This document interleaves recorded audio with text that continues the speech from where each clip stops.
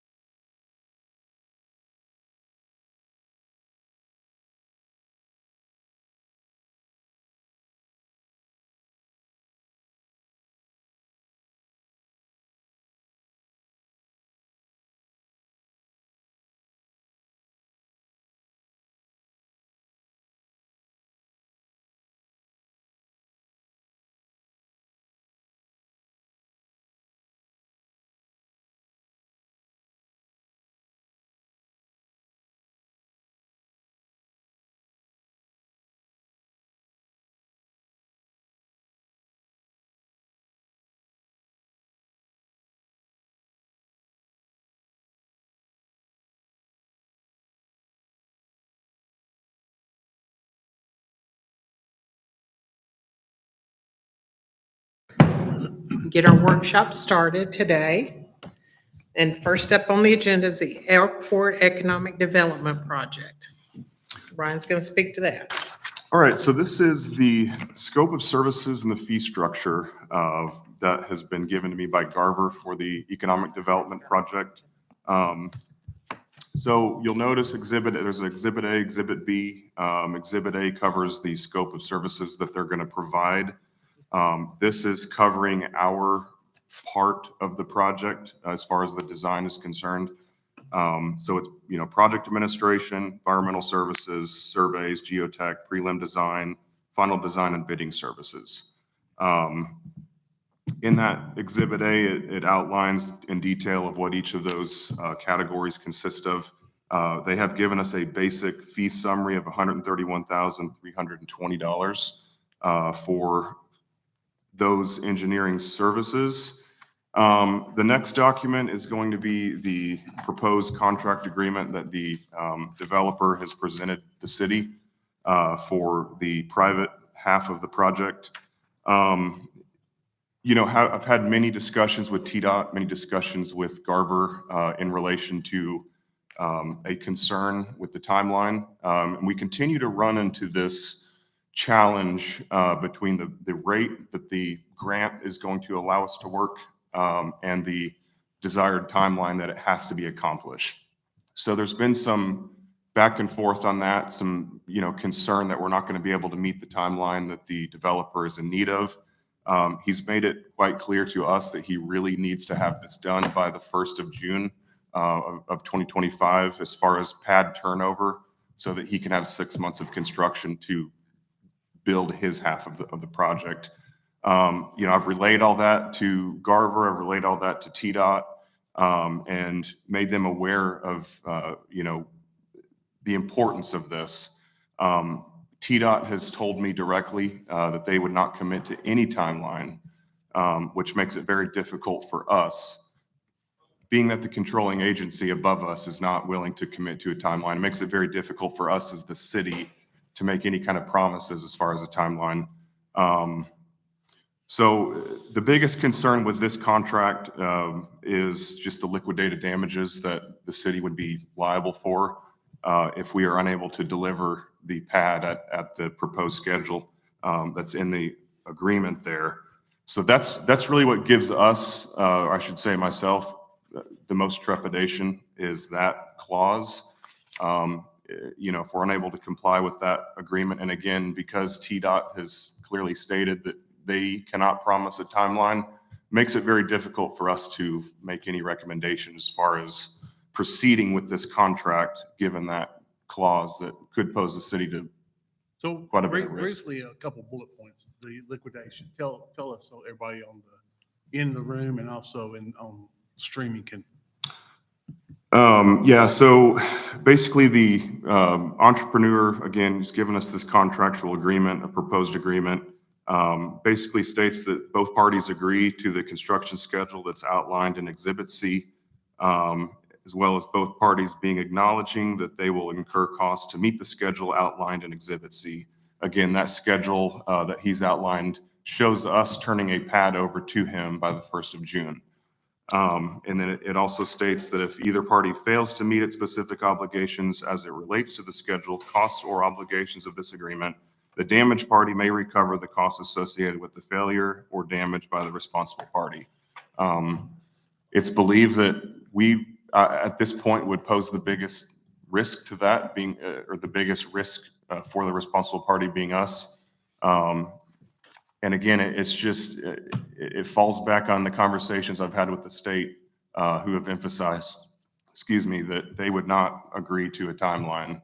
So again, it makes it very difficult for us as staff to recommend that we agree to a contract that has that much risk for the city if we cannot deliver. Have we ran this by Sam? It was sent to him. I have not gotten an emailed response back.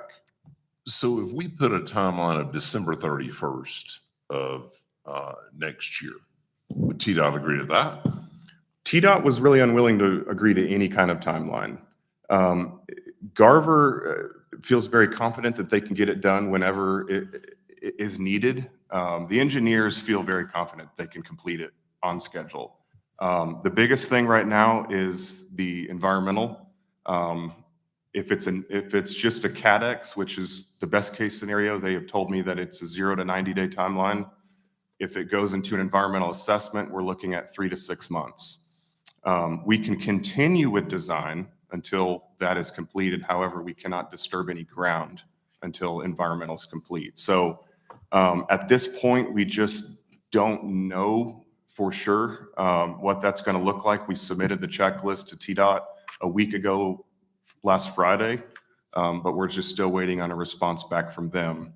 But again, when the controlling agency that's overseeing this project says that we cannot commit to a timeline, that's where our biggest concern is. So the risk to the city is having to pay out of pocket for a pad. Right. And my understanding is the developer is nervous because he's paying architectural fees Paying architectural on a building fees. that, I mean, he may be spending $65,000 on a building that may not happen. Right. He's already got an architect underway. And obviously, he has to pay for materials in a market that is very hard to predict. He's going to have to make those purchases in a timely manner to ensure that he can have that 6-month lead time for his construction. So it's very understandable from that perspective. It's just that specific clause for us that gives the most trepidation. So do you see any middle ground anywhere? We're still kind of working on trying to find middle ground. we'll have a better picture once we hear back from environmental. That is at this moment where we are kind of in pause mode until we find out what extent that's going to be, before we'll really be able to gauge an approximate timeline. So, I mean, what they're looking for is nuclear waste. They're looking for Indian burial grounds. I mean, they're looking for something that is a stop. They are, and like I say, we don't expect it to go into an environmental assessment. It's just, we don't know for sure. Just since I've been in this position with TDOT, we've seen that there ends up being studies that come up that are required, various assessments that are necessary for project continuation. So there's unknowns at this point that we just don't know yet. And So- that, Go ahead. yeah, go ahead. If we eliminated the liquidation clause, would you feel better? I mean, I'm just, at this point, I know that the developer would have to agree to that. Mhm. Definitely. I think just in my comment, I don't want to put words in City Manager Hines' mouth, but that's kind of been our biggest hindrance, is just trying to get around that possible outcome if we are unable to deliver, that the city would be obligated to pay those damages. So once we get beyond let's say it takes TDOT an entire 3 weeks to do this environmental assessment. Once the environmental assessment comes back, assuming that it's positive, everything's good, at that point, would TDOT make a commitment to a timeline? I'd have to ask them. My question is, can we delay this for 3 weeks to the developer? So Get like the I say, green light and then move forward? we can proceed with design. We can proceed with what is all presented here in Exhibit A and B. Garver can get underway with design. They can get underway with geotech. They can get underway with the necessary surveys. We just would not be able to disturb any ground until that environmental is complete. So if it does happen to be that worst case where they say 3 to 6 months, Garver could be completely done with design. We could have all the engineering behind us, but we're still unable to proceed until that NEPA box is checked. So that's where we're at. I mean, we can certainly, following the conclusion of the discussion here tonight, I can bring it to the commission meeting, assuming that's the will of the commission next time, and we can vote, give the work authorization to Garver to begin. Just understand the potential risk that could face, just with those unknowns at this point. What's the dollar amount associated to the pad? I don't remember. So we won't know for sure until it goes out to bid. Like I say, the design that's been given here for their services is $131,320, but we won't know what the cost of the pad as well as the overages would be until we put it out for bid. And we're looking sometime in the spring to put it out for bid. You don't have a rough guesstimation? He said it's hard to give a good guess. I mean, we've estimated maybe 500,000 in overages. We definitely expect our half to exceed the cost of the grant. We're pretty certain of that. But we don't have any numbers. Correct. And that's why I really hesitate to even give a number, just because I don't know at this point, really, until we get it out for bid. It's hard to know what it's going to be. Having walked that site, I have a hard time believing we're going to spend all 1.3 million. Yeah, I mean, like I say, it very well could come in under. That is certainly our hope. There's just not that much site work to be done. Yeah. Pretty flat. There's utility relocation. There's a couple, we're not sure where the new property boundaries are with the Apison Pike relocation. We don't know how much they've shifted towards the airport, and so they're going to have to be determined by a surveyor. So we don't know at this point if one of the proposed buildings, if a corner of it could potentially be in the right of way. We don't know. There's a parking lot that's been requested that we build, which happens to be right on top of all the utility lines. So we're not sure how that's going to work. They'll have to, figure out some kind of reroute for that. So there's a variety of things at this point. Like I say, it's just hard to forecast. It's hard to give a definitive answer until we proceed a bit further. Well, I suggest we delay until we get some hard numbers. My suggestion at this point would be to delay until we see what environmental is going to be. Well, and let's get some numbers from, as to what the site prep's gonna cost. Mhm. Because I mean, we're shooting in the dark. We have no numbers. Yeah, I mean, it's possible that Garver could estimate what it is, but like I say, it's hard to know until we put it out for bid. It Yeah. could be all over the place. Because I think we should be able to get TDOT where the right of way is Mhm. pretty quickly. Yeah, so like I say, assuming we move forward with it, we give them the work authorization, they're going to get a surveyor out there to determine where those new lot lines are at, and then we'll know from there. Like I say, it could be completely wrong in this, but that's just kind of the initial conversations that have been had. Well, I like the suggestion, delay it until we get some numbers in the right of way. Because again, you don't want to build a building and it's right there, the corner of it touching the right of way. So Right. Yeah. The other thing too, in relation to that is the setback requirements, city setback requirements. There's just a couple things we'll have to figure out once we get to that point. So, but yeah, that would be my suggestion at this point, is just to kind of hold off until we get a little bit more clarity on environmental, what that's going to entail. Again, it could be the best scenario and we can zip right through it, but at this point, we just don't know. And that land has been disturbed so much. Right. I can't imagine there's anything of any significance underneath the soil. That's my thought too. It's just one of those things. Do we proceed and take this risk, or do we Sure. hold until we get some more clarity? Any other questions? no, I appreciate the information, Ron. All right, the second item on the agenda, U.S. flags on light posts for holidays. And I think, Vice Mayor, you brought that to the city manager's attention, that you would like something like that. Yeah, I think it'd be great for our city to do something around the 4th of July and some of the holidays for military. Because I was driving down by Greenbrier and they've got a nice line road with the flags on the light post and stuff. And to me, it doesn't look like it'll cost a lot. Yeah, The little bands that they use to tighten down, I call them, you put them on dryer vents, and whether you have to buy the little flag holder. The flags themselves are probably 30 to 50 bucks. And I just think it'd look nice for our city to recognize, especially with the Veterans Park right here with us. And I think I'd like to see that. I can are you share. thinking like just on Appson Pike to start? I like Appleton Pike and all the way out to Swiniard. Okay, I mean, because it ties into Greenbrier, Leland Drive and stuff.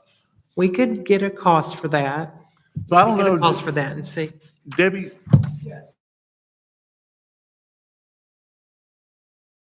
Thank you. Yeah. So, the greatest expense, we only get the vinyl flags because we found that the cloth, some of our neighbors wanted the American-made Valley Forge flags that cost, 30, 40, 50 bucks. We did that for one of our neighborhoods and we found that they got caught on the light things just as well as the $7.99 flags did. And we could replace them cheaper than the $30. So cost effective wise. And we put ours up the beginning of May and take them down the week after the 4th of July. So that they're there between Memorial Day and the 4th of July. Because of the sun and the wind, there is fading that happens. We have gotten to the point where we throw away, we dispose of all the flags at the end of the season and start with a fresh group every year. We have 47 flagpoles in our neighborhood. There is someone mathematically figured out where that bracket had to be for the swing of the flag so that it didn't get caught up on the top of those lights, because there are brackets and things that, and it is a wind tunnel. So they get caught up. My husband and I go around each day while they're up when we're in town, and we have a twirler that undoes, if they're wrapped around. We do have the poles that turn so that the flag has the opportunity to turn, and they undo themselves sometimes. But sometimes they do get caught up on a bracket and we have to use a ladder to climb up there and get it back down. I don't know if you wanted to full flags. Some cities do like a double bracket and do a rectangle type of flag representation. It's Like a not banner a flag. banner kind Yeah. of flag that might hold, you know, and not be swaying in for the maintenance purpose of it, you know. I don't think, you know, if you're putting them out on campus, you have a lot of traffic and, you know, so you might investigate instead of just the regular flags. You might also look at Veterans Bridge in Chattanooga. Yeah. That they have flags there. They do. And what they're doing on their flags. After our first year of learning, we had some of our brackets up too high and they were getting caught. So we had a lot of failures that year. We found some brackets from a construction place that are more heavy duty. You know, but it's jerry-rigged. I mean, you know. If you could share me the name later, Yeah. or shoot me an email, the name of the construction company or place you get those from, we Yeah. can look at that. Do we want to compare flags versus utilizing the brackets that we use for the holiday banners to have like a patriotic banner? We could. Yeah, I like Yeah. that idea. Because then Yeah. you could leave the banners up. And you Yeah. can Right. change, or Yeah. the poles up Yeah. and change the banner. We just, you know, it really would look great, I think, in my Yeah. eyes, with the Veterans Park and 4th of July Memorial, so. All We right. will look into that.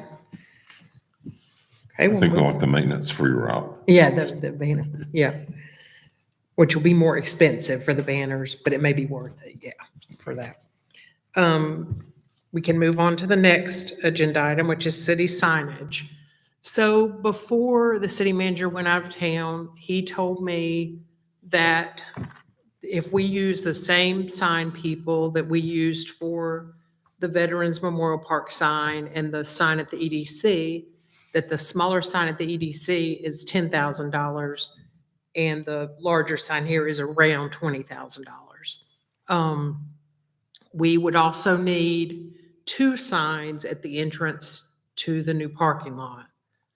So those at least, he really suggests that we really, really need those, the signs at the parking lot, whether we have the smaller ones, the $10,000 or the $20,000. You know, it's up to you. So I know that, what sign company were you thinking about? I cannot think of Is it the name of the sign Ortwan? company.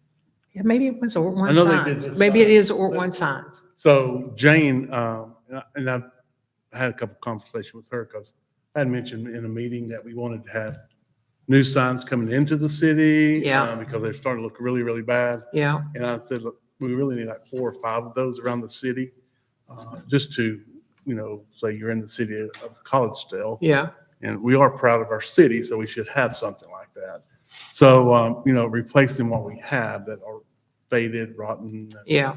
So I think that if we could, you know, think about if we want to use them again, I don't know if it has to go out to bid. Yeah, we would probably do it for bid, especially if we did a group of signs. Okay, I think Wayne said I know that these two are the there are ones. 6 spots throughout the city that are like entrances. So that would be 6 different spots. So maybe 60,000-ish for those. And then 40,000. I mean, it'd end up being around $100,000 if we wanted to do everything. okay, I'll send you Jane's name. Okay, Janet's name, and then y'all can outreach. okay. Do they do the design as well, or do they send us like some examples to? They'll send you examples. Yeah, they do send examples. And she Yeah. was wanting to come to a workshop one day. and show Okay. what they could do, so. And we could do that. And we've Yeah. used them, this sign back here, they did. And I can look and confirm if that was the vendor we used, but I think it was. Okay, the next item on the agenda is the merry-go-round update, and Christina had a family emergency, so she wasn't able to attend. But basically, what's in the packet is the bottom line, is that the merry-go-round has gone up. When we budgeted this year, we budgeted for $42,000 because that was the price of the merry-go-round in 2021. But unfortunately, now the cost of the exact same merry-go-round is $88,000. Are we talking about this first one that's on the, It's bottom line, there's a lot of pictures. I know it's confusing. I think it's different parts to the same merry-go-round pretty much. Okay, so those aren't different. They're just kind of like cutaways. There are some smaller ones, I think, that are options. The one that she has as far as the price, the 88,000 is the one that we priced in the exact one we priced in 2021. That's the inclusive for the wheelchairs that are able to that's pull the up. first one? So, Yeah, I was looking at that. I looked at these others too, because we were trying to figure out, she and I talked earlier. yeah, The one that says the inclusive world, that's really not that safe okay. because of, I mean, push the wheelchairs up there, but you're looking about being able to hold on and you can lock them in, but other people can be swung off. Okay, And then those prices also don't include, if you'll turn back to the proposal, yeah, they wouldn't include the, putting an installation or the freight. So we So- still have the $23,444 DuraPad that's got to go in regardless of whichever one of Yeah. these we choose. Yes, yeah.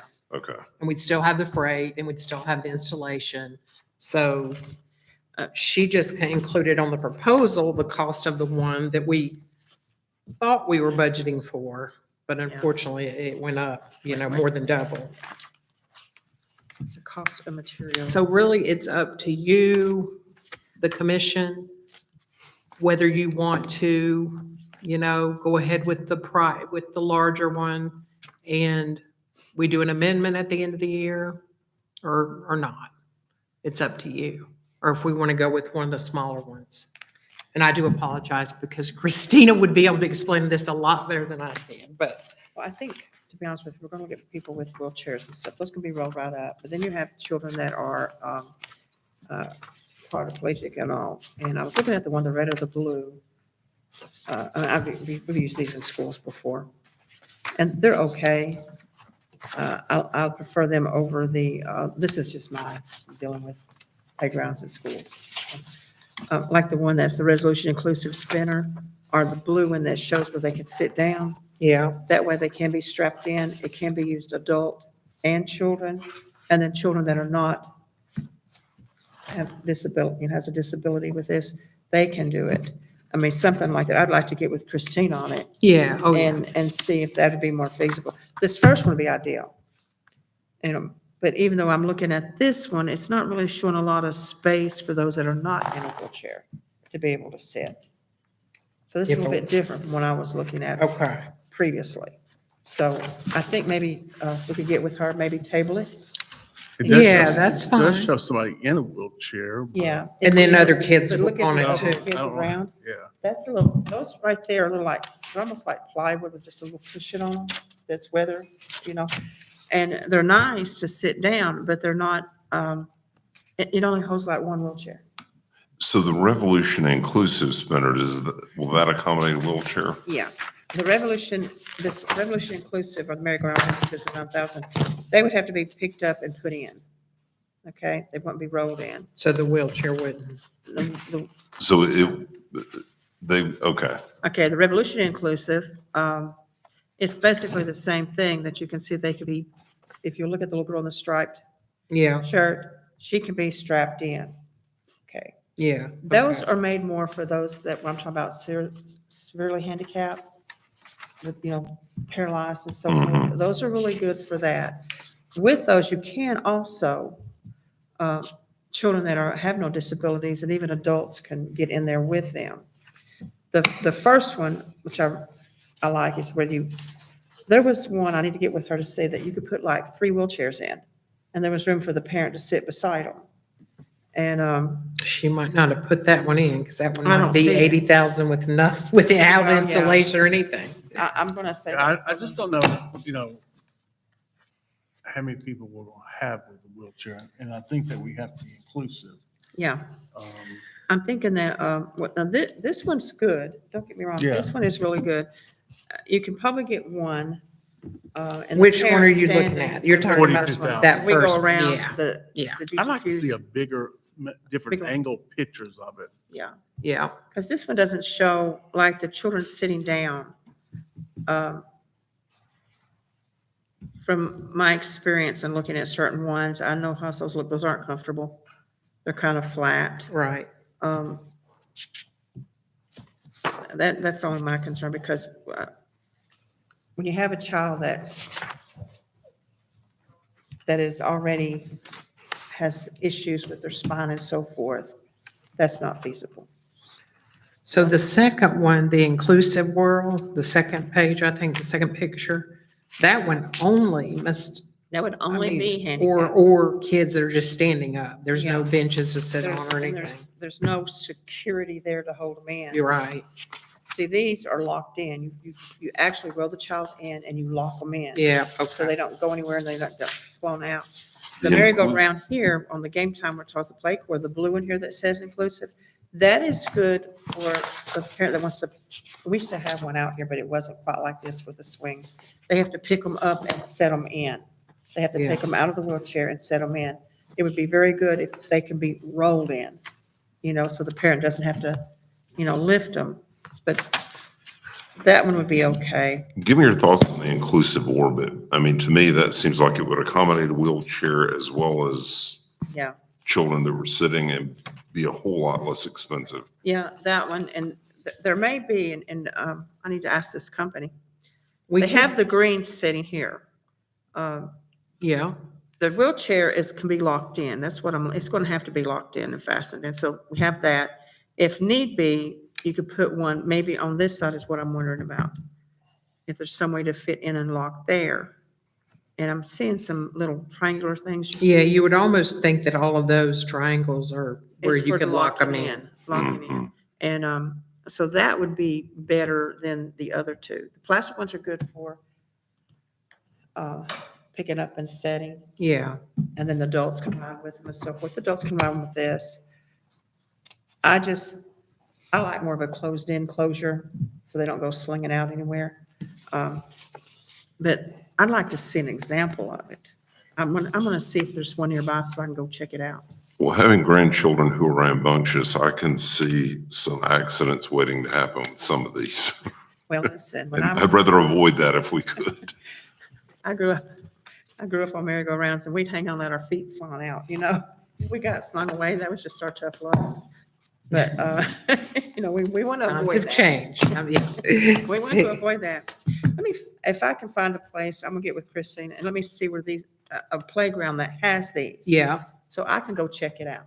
I okay. want to see them and how they. And Christina probably knows, has the answers to all that, and I apologize for her. Oh, no, not being no able to problem. be here. Christine and I have talked. I mean, Okay, We've talked, but I want to go on a field trip yeah, and check some of these out. I really don't like the inclusive swirl because that's too open for trouble, Mhm. okay? And I'm thinking of security, hmm, okay? You can put a bunch of kids on there and just let them hang on and go around, that's okay, but they're still gonna be slung off and Yeah. slide through and all that. So something that would stabilize them, well, we do have $42,000 budgeted, okay? because we budgeted 350,000 for the playground, and so far it's Maybe coming even at If 308. we got the 42, instead of putting it all in one, maybe do two little ones, one that's the latch on like this, and one of these other ones, not that one. Maybe the blue or the red one, the merry-go-round or the revolutionary inclusive spinner. I do like that spinner. I don't see a wheelchair going on there, though.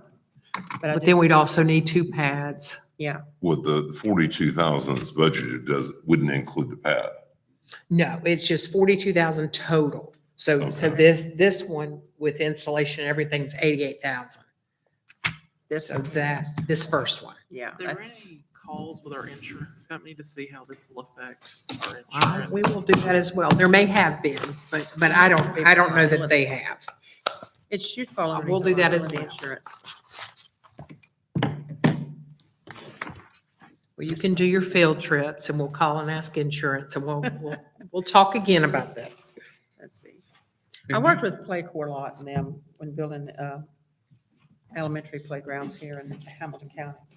And do you know if these are set to a certain speed? Because I know that when I was a kid many years ago, It's a free-for-all. I right? mean, you didn't have to worry about if you broke an arm getting sued. I'm Right. just kind of curious. Right. You just You know. flung and you thought you were airborne. You would think so, that it only lets it spin so, Especially since it's inclusive. Yeah. I just want to make sure. So Play Core is doing our playground, but they're not doing the merry-go-round. well, it's like an offshoot. There's so many, I feel like it's like Game Time and there's Play Core. They're all sort They of. kind of work All of them together are and umbrella. contract. They're out. like a. vendor. Yeah, like an umbrella, with I brought, the large vendor being Game Time, I think. and we got some information. We went up to, to Knoxville, but then we went to Nashville. Last time I brought back some stuff for us to look at to see how the prices were. Playcore and Playtime sometimes will give a 40% discount. They'll invest in it too. That's something we need to look at Okay. because when I was looking at them before, when we built some of this stuff out here, they gave us 40%. Okay. And they were still making money, but it gave us a good cut. So that's something we may want to look at. We'll look into it. We'll move on to the commission reports. Commissioner Sadler, do you have anything? I was just going to ask Public Works Director if there was an update on the University Drive Appleton Pike red light. Not yet. Still working on it. Got into the cabinet to get the signal timing and going to see what we can do to make some adjustments. Okay, thank you. Commissioner Baker? I got two things. Matter of fact, while I was sitting here, I got an email from Kathleen Hardaway, and she was wanting to, two things she has asked about. Well, since I'm here, I might as well need to ask it. They're looking at the closed road in the area of the roundabout, when it's going to be complete and so forth. But she was talking about there's about 5 or more feet high of grass and stuff that needs to be mowed. It looks horrible. Is there some way that we could clean that out, mow it down or whatever?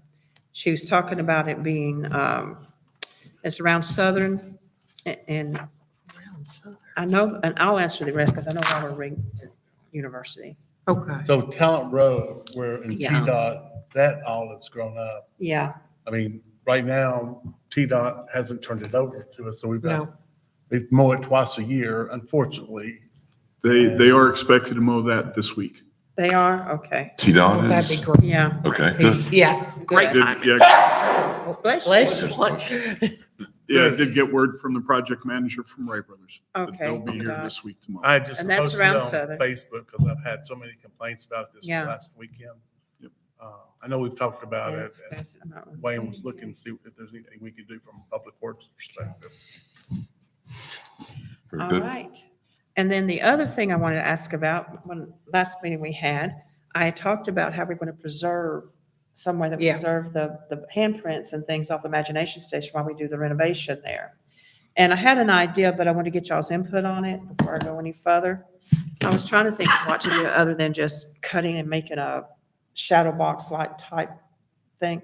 And a lot of the people were concerned about, because I am with my kids, I keep everything, my little handprints and stuff. What if I know they were talking about letting the people come get them if they Yeah, wanted them. to offer that, yes. What if we can find out if there's some way either to, I want to put plaster on some of them, but maybe get the people, because it's over 25 years old, get those that have grown, if they come out and get their little handprint, or if they want to put their handprint with maybe one of their child's, and we put it like in a shadow box for members. That way they still have a part that they feel like they're still contributing, and we're not just throwing them by the wayside, their memories. Well, I don't think we ever plan to do that, because we always plan to offer it, to Yeah. at least offer it where they can come pick them up. Yeah. We would have to work on where we could store all of that, Well, but what we would at least offer that. Yeah, I was thinking that let them, who wants to come, come. But if there was someone that really is wanting to keep it, we might put their hand, generations. These people have had their own children, some of them by now. Oh, many of them, And, yeah. Carry it like a little timeline with them, that it makes them feel more connected. If there was some way to do that, it wouldn't have to be all of them, because some of them probably cannot be preserved, because Yeah. it is really dry rotted. Or even have them come and say, bring their own child, and we make a little something, and do it as I don't want to say a monument, but of a remembrance. If we have to put it just a wall or something. I'd have to research it some more, but I had that idea that that would tie the past with the present, with our imagination station. Yeah, And maybe, I don't want to say the word appease, but to let the family reflect and not think that we're just throwing, yeah, their memories and their contributions. That was a big event by the wayside. okay. We'll look into that as well. So you're thinking with some kind of plaster or something? Yeah, I would use plaster. You can paint, you could get a board and just have them dip their hands in white paint and put it on. Okay, You could do yeah. that, but then That'd you're be gonna have to maybe have easier. a clear thing. Yeah, something to seal it To or, seal it up yeah. and to keep it. That would probably be less expensive. okay, And then, but just something, tying the past with the future. And, might be a grandmama and a grandbaby, I don't know. yeah, But like I said, I moved here in 99 and it was here then. yeah. And I used I it. think it's been since 1991, maybe. Yeah, yeah. because I know it was here when I moved here, back here, because we moved back to Chattanooga in 96, and I used it for field trips for my first graders.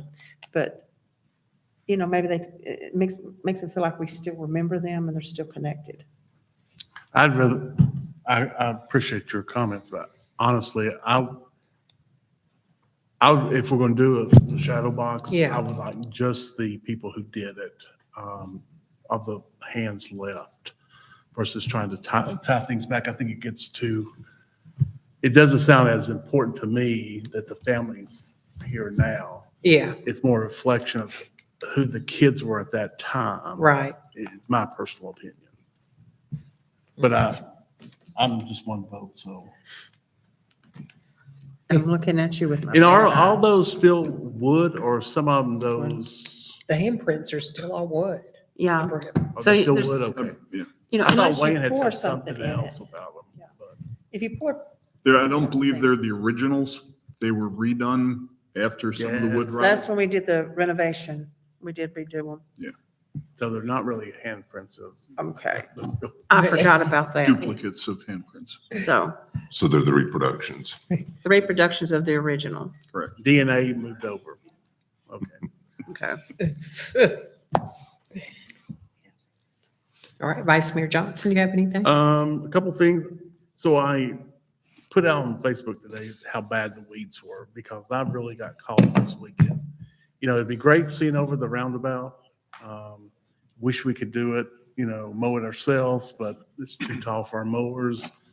And I think that it's a shame that it's gotten to this level. Yeah, If TDOT, I don't know why TDOT would care if we did it anyway.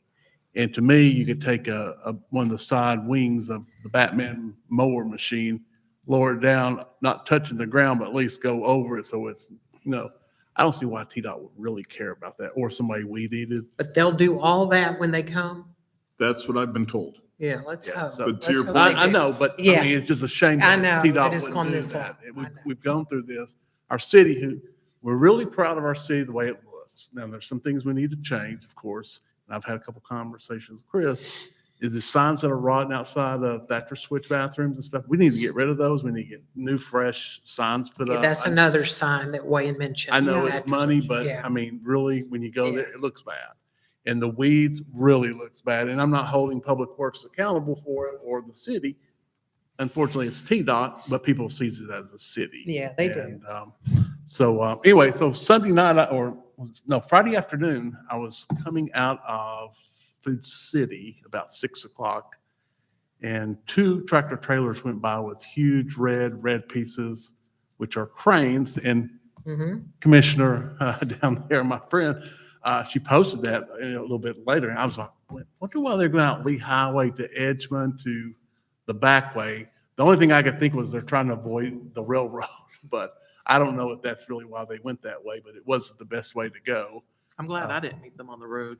They were big. So, they should have went out my eyes, Abson Pike all the way out to across the Oh, railroad yeah, tracks you're- and turn that's left. true. But I'm not sure why they went that way. GPS maybe, but Yeah. I had one more, but I don't think I know what else it was. So I'll let you go ahead. Okay, well, as we've talked about, I'm glad to hear that the weeds are going to be addressed. I think we're so afraid of rocking the boat with TDOT on this. McKee's been mowing that for months and they're not upsetting any apple carts. So I don't know why we are so concerned about that. But McKee has done a great job of keeping everything mowed and looking tidy. And I look forward to the day that we do the exact same thing because there are no guarantees as to when this project's going to get done. They keep saying that it's on schedule. I hope it is. I was relieved to see that the pieces of the crane, the big crane that is needed, are coming into place. So that's exciting. I look forward to hearing from Commissioner Sadler when that crane is assembled. And I'll be getting a selfie with it. but Call me, I will be a part of it. but that's very good news for the citizens of Collegedale because everybody is frustrated with the delay that it's taking with this bridge, and we're ready to get this done. So if you hear of anything on your end, please let us know. Absolutely. Okay. And that's all I've got.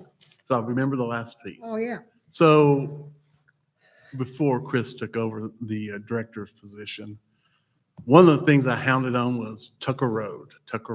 Yeah. The way TDOT and the dump trucks and the tractor, the big excavators went in and they dug holes and trenches in the roadway. We had to go patch.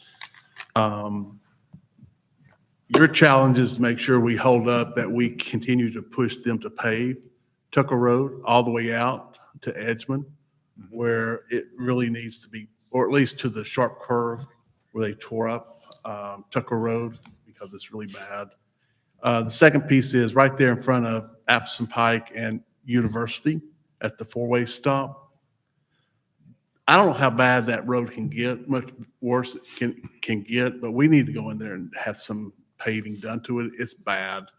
And I know that Eric thought that the TDOT was going to do it, but if they don't do it, I think we need to spend some money to pave that because it's pretty rough. Yeah, I would agree. That's all I have. And what paving projects do we have going on this summer?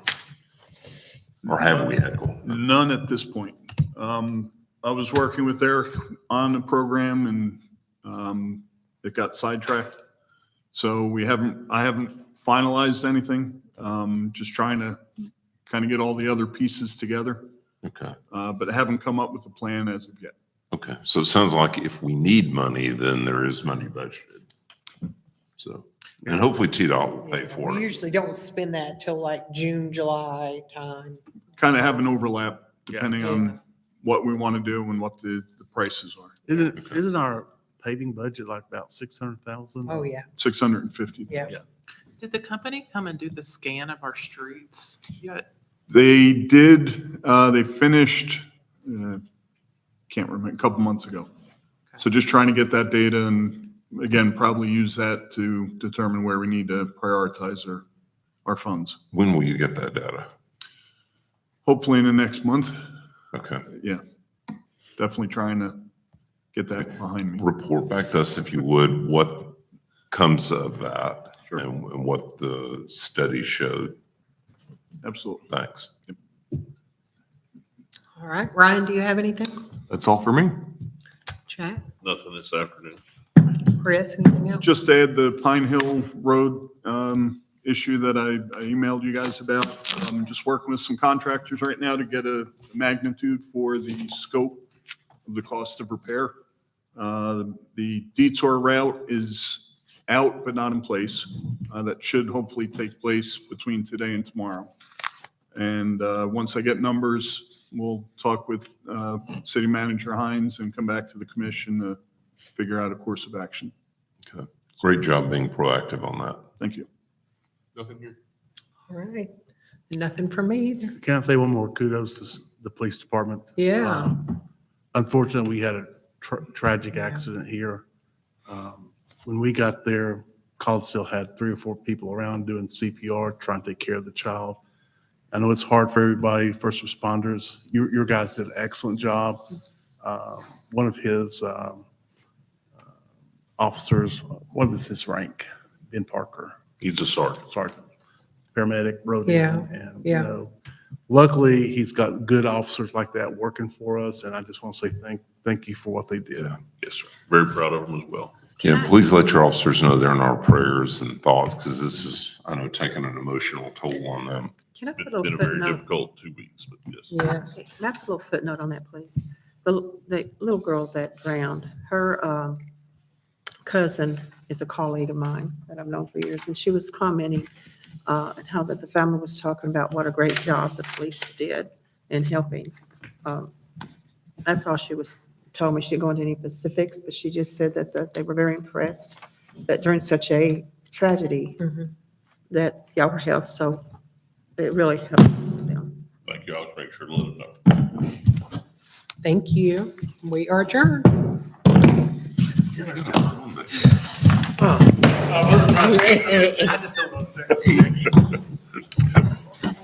You were kind of light with that thing. Take lessons from you and White. Pathetic. There is something